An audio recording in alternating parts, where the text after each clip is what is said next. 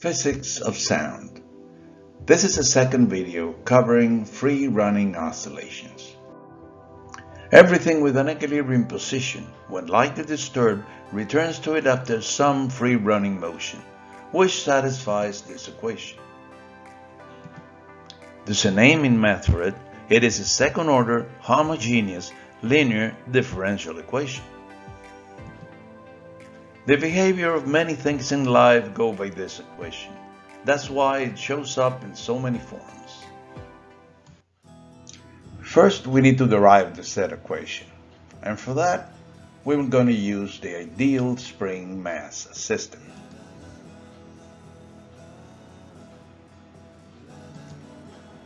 We recall Newton's second law of motion, F equal ma, or in terms of x second derivative. Here, F is the restoring force of the spring, so we can replace it by minus kx. Or, rearranging, now we add some damping, which introduces a force proportional and contrary to the velocity dx dt. And then, there we have our equation. Real-world implementations can be found in every wheel of every car, truck, or motorcycle on the road, as well as in every wheel of every wagon on every train.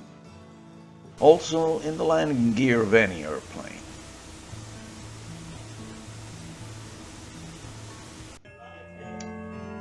And the same equation works for these. The restoring force in a pendulum is approximately proportional to x. That's for small oscillations. The same as in the spring mass system. Now the second law, and replacing the acceleration with the second derivative, we get a very familiar equation.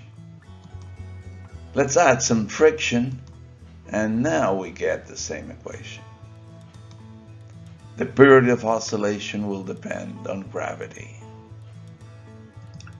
Replacing x with the angle alpha, the mass with the moment of inertia, and the force by its torque, we get different clocks, but still the same equation. When an elevator stops at a floor, it shows small free oscillations around its new equilibrium position. And even though it's a very complex mechanism, it still follows the same differential equation. This equation transcends mechanics, and we find that the current in this circuit does free-running oscillations as well.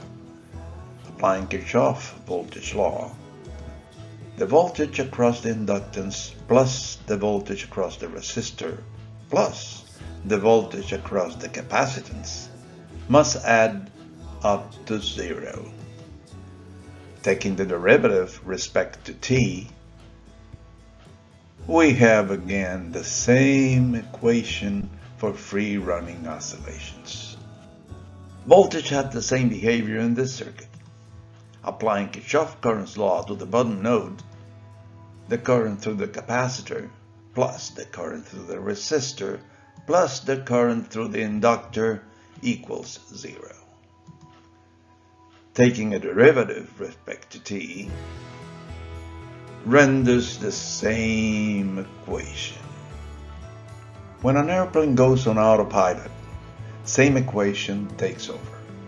Once in an equilibrium state, if there's a disturbance, it comes back to it responding to forces which are proportional to the disturbance, to its integral, and to its derivative. This is called a PID control. See a PID flight control at work in this drawing.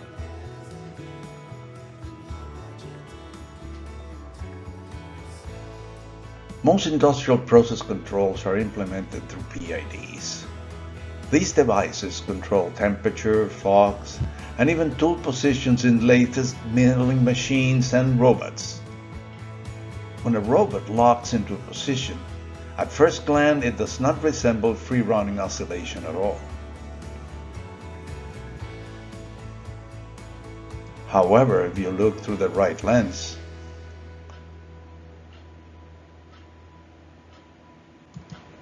oscillations are there. Now it's time to solve the equation. The solution will be good for everything that has been shown and even more that has not.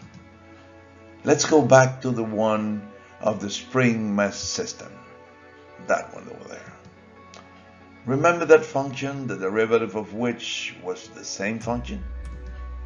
Of course you do. The derivative of e to the t is e to the t. Something like that might do, right? How about e to the lambda t? When x is replaced by e to the lambda t in the equation, we get this.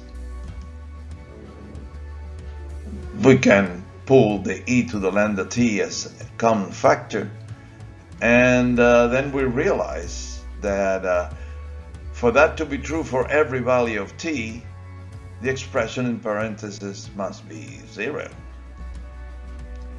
Solving the quadratic equation, we get, hey, you know the quadratic equation, right? So we had this expression for lambda. If 4mk is greater than c squared, the two possible roots for lambda make a complex conjugate pair. Otherwise, they're two real numbers.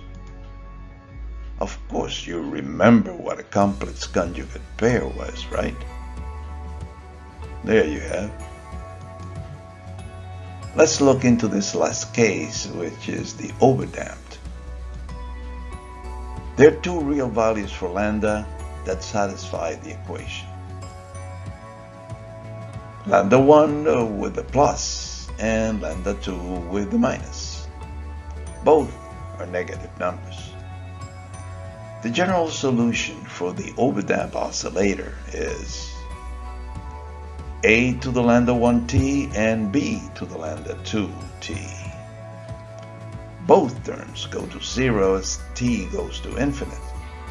The second one faster than the first, for lambda 2 is more negative than lambda 1. Here's the chart.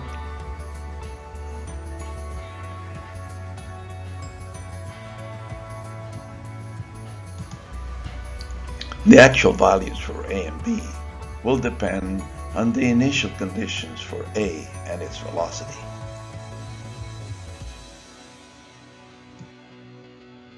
Let's get back to the expression for lambda. With 4mk greater than c squared, the two possible roots for lambda made a complex conjugate pair. Let's say lambda 1 with a plus, the lambda 2 with a minus. Replacing the lambdas in the general solution will render a gargantuan expression that brings more fear than understanding. But these definitions will help. This one here is the attenuation coefficient. This is the natural angular frequency, and this one is the free-running angular frequency. Let's get back to the gargantuan for a moment. But let's introduce gamma, omega 0, and omega f. Now we get an easier to handle expression. But there's more. Remember this? Euler's formula. The Euler's formula allows the general solution for this case to be expressed as this, which reveals the oscillatory nature of this case named the underdamped. But wait, here's a funny story. There was a time when the teacher was just as ignorant as his students. When I first heard about the Euler's formula was in a math class. The teacher followed the correct German pronunciation of the great Leonhard Euler. But what I thought I heard was Euler's formula. Even after reading it on textbook, I kept thinking that Euler's formula was a nickname for that of Euler's, since maybe it allowed a lot of math to run smoothly. As the same sound started to show up preceding identities, numbers, and angles, it was only then that I figured that there could not be that many Euler things in math. Stupid. Okay, where were we? Yes. We had presented the general solution to the underdamped case. But, wait a minute. What about this? X is supposed to be real, right? No problem. Let A and B, which are arbitrary coefficients, to be A prime and B prime in this way. And then the I goes away. See, it does. Here's the plot of an underdamped free oscillation case. Now the names of the simplifying definition will start to make sense. Gamma, or the attenuation coefficient, characterizes the decay, or how fast the oscillations attenuate in time. Omega's Beth, or the free running angular frequency, says how fast it oscillates. Omega sub zero, or the natural frequency, is that at which the system would oscillate in the absence of damping. As gamma increases, oscillations die off sooner. They also slow down as the free running frequency approaches zero. The limit of the underdamped case as oscillations disappear is called the critically damped. Let's find the general solution for the critically damped case. Since the limit of the cosine as the argument approaches zero is 1, the expression approaches A. And as the argument approaches zero, the sine approaches the argument. But since B is an arbitrary constant, so is the product of B by omega sub f. Let's call it B prime. We now replace these limits into the general solution of the underdamped case. And we get the expression. Let's forget the prime. B is arbitrary as well. This is the general solution of the critically damped case, which is the dream damping of any PID loop, because it is the case that returns fastest to the equilibrium position. Watch.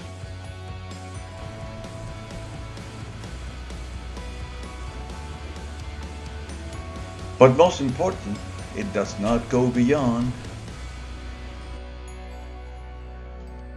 Well, that's about it for free running oscillation. Now let's see how much has been learned.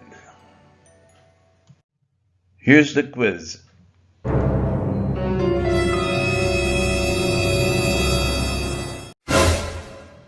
The answers can be found after the end of the video. Christian Huygens invented the pendulum clock back in 1656. Before that, the time of the day could only be estimated by the position of the sun. Even more important than to know the time of the day on firm land was to know it while navigating on a ship. But that didn't happen until John Harrison invented the marine chronometer in 1767. What was the problem? 111 years. We just showed the general solution for the critical damped case could be derived by taking the underdamped to the limit as the free running frequency approached zero. Can you do the same by taking the overdamped case to the limit? Here's a third problem. A couple weighing 300 pounds hops on a 3,000-pound car, making its body descend an inch. If the said car had no dampers, at what frequency would it go bouncing down the road? Easy peasy. 3b. What would be the minimum damping coefficient to avoid the bouncing? And here's a fourth problem to figure out. The chart below plots the motion of a 1-pound mass attached to a spring and a damper. Estimate the C of the damper and the K of the spring. And here comes the last question in the quiz.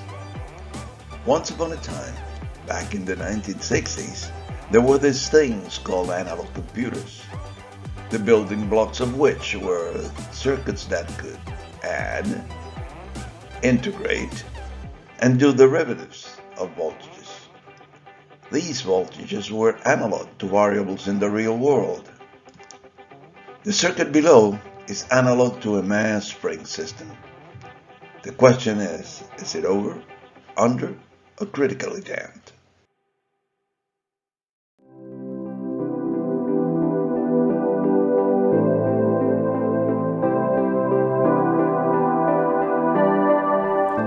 In the first class of this series, for motivating viewers' attention, it was stated that once the words were understood, that would be halfway to becoming an expert.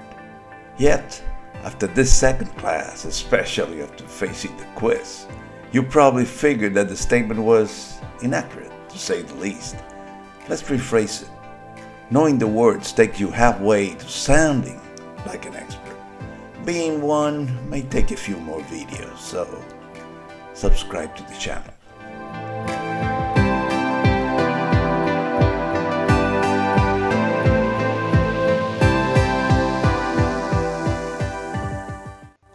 Only after you have answers of your own is that you can take a peek at mine. Here they are. What was the problem with the pendulum clock on a ship? There was not just one problem, but two. The first one, just to warm up, on a ship at sea, the clock would be in motion due to the waves, so the oscillations will no longer be free running, but forced in a random manner, and this will certainly affect time readings. And here's the second. Gravity may change up to 2% at a planet level. So even in the most tranquil of the seas, the clock may still run slow or fast as gravity may change from one place to another. A history note. The statement that before the pendulum clock, the time of the day could only be estimated by the position of the sun, that was only true for those not standing on the town square of a few European cities featuring towers with mechanical weight clocks and skate mechanisms. Like the famous astronomical clock of Prague, built in the 15th century.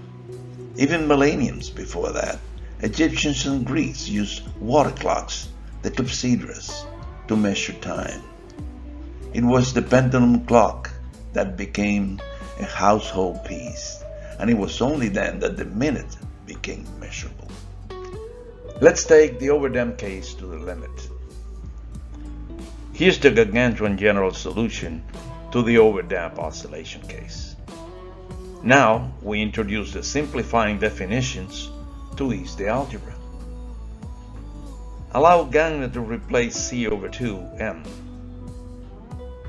and also allow omega sub 0 squared to replace k over m. Let's put a name to those radicals, say beta, and replace them. The equation reduces to this. Let's pull out e to the minus gamma as a common factor. It further simplifies. And still, we take even more convenient form if we replace a by the half sum of a and b prime and b by their half difference. Yes, it looks big, but until you identify the hyperbolic cosine and sine in the expression. Now it's time for taking it to the limit when beta tends to 0. The hyperbolic cosine goes to 1, and the hyperbolic sine turns proportional to t. And here we have the same limiting expression obtained when taking the underdamped case to the same limit. Thank you. At what frequency would the car go bouncing down the road? Let's see. Having low damping, the oscillation frequency will be very near the natural frequency, so we can use its expression. That one. However, omega sub 0 is an angular frequency, that is, not in cycles per second or bumps per second in this case, but radians per second. Since there are 2 pi radians in a cycle, the expression for the bump count in a second is omega sub 0 over 2 pi.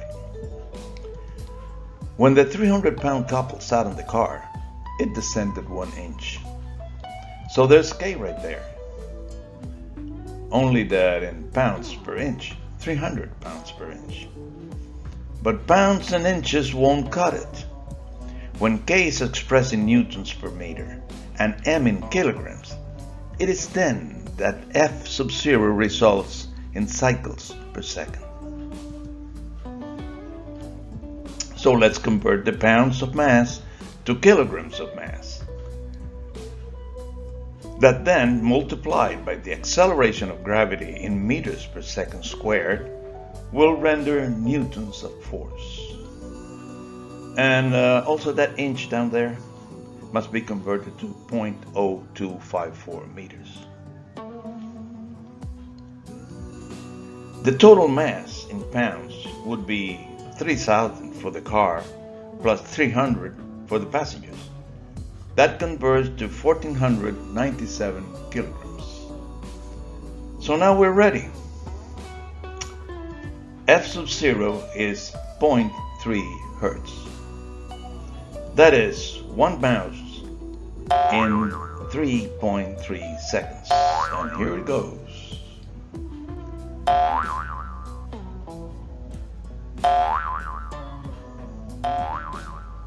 For those of you nerds that cannot take a joke, the wheels cannot leave the ground for this to be valid.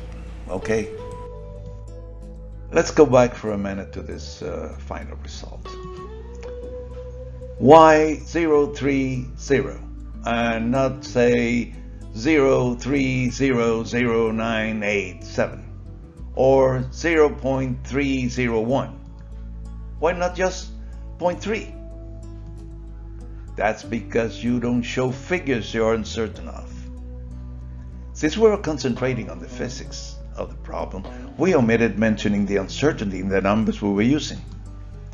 Unit conversions were well under 1%, but that 9.8 meters per second square of the acceleration of gravity could be off by 1%, depending on where in the planet was that car located.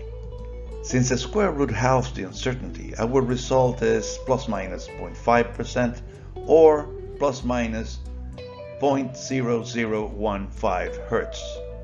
So any figure beyond the ones shown would be uncertain. And what would be the minimum damping coefficient to avoid bouncing? Well, oscillations disappear when the damping coefficient, gamma, equals the natural frequency omega sub 0, which is 2 pi times f0 that we just calculated. So this is straightforward. Gamma is 188 seconds to the minus 1.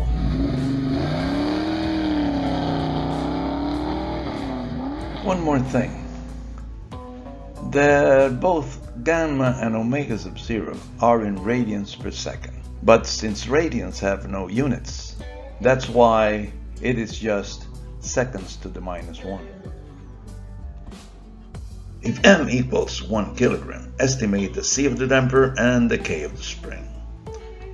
The problem here is not that of calculating within a specified error margin, but to estimate. That means that any reasonable uncertainty in your results is acceptable. Of course, as long as you can tell how much it is. The chart shows a particular case of the general solution for the underdamped oscillator. It is not difficult to estimate the period of the free-running oscillations. It is obvious that is about 1 second. Maybe a little more, but that value of 1 will ease calculations and seem safely within 5%. It is an easy observation that the first maximum happens at t equal 1 second, same as the cosine does. This points to b being equal to 0. Say b was a positive number, then the waveform would have shown its first maximum after 1 second. A negative b would have rendered this other waveform in which the first maximum would have shown earlier than 1 second. So being b equal to 0, the equation simplifies to this: a cosine modulated by an exponential function. At t equals 0, both the cosine and the exponential becomes 1. So a must necessarily be 0.5. At t equal 1 second, the expression must render 0.1, and that seems pretty certain. I would say within 2.5% of t, and maybe even less than x. We now isolate gamma and obtain 1.6 plus minus 2.5%. But gamma, by twice the mass of 1 kilogram, equals the requested attenuation coefficient. The estimate is 3.2 kilograms per second, but could be as high as 3.28 or as low as 3.12. Also, 3.2 kilograms per second is the same as saying 3.2 newtons for each meter per second speed. And you figured that one out. Let's do K now. The free-running angular frequency, omega sub f, equals 2 pi radians in one period, which is approximately 1 second in this case. But omega sub f also equals this radical, as you might recall. Isolating K, we finally get to the second of the requested estimates, 37 newtons per meter. Only here, our uncertainty doubles, for the period in the expression shows squared. So K would be as high as 39 and could be as low as 35 newtons per meter. Finally, the analog computer question. In the circuit below, is it over, under, or critically damped? The problem is of the intimidating kind. Why? For starters, for being the last. Everyone expects it to be the toughest. But also because it seems like an electronic engineering challenge. It would be even more so if the proper name for those triangles was used. They are operational amplifiers. Scary. Yet it's the easiest problem of the quiz. Let's remove the circuit elements and replace them with the less intimidating boxes. The top right box is the one that does the minus integral. So the output voltage will be the minus integral of the input. The bottom right does the minus derivative. The one on the top left minus adds with coefficients, which are the quotients of the resistors. In this case, all resistors are 1 mega ohm, so it is just a minus sum of the inputs. The last box just adds one input, so it only changes the sign. Finally, V equals the minus sum of the integral and its derivative. Rearranging, now we take derivative, and here we have the differential equation that should be awfully familiar by now. Let's name the coefficient as M, C, and K to make it even more familiar. The resistance and capacitance value are such that the products of C equals 1 second. So here, K, C, and M, they are all equal to 1. K over M will be 1 radian per second. And C squared over 4M will be 0.25 seconds to the minus 1. So, drum roll please. Underdamped.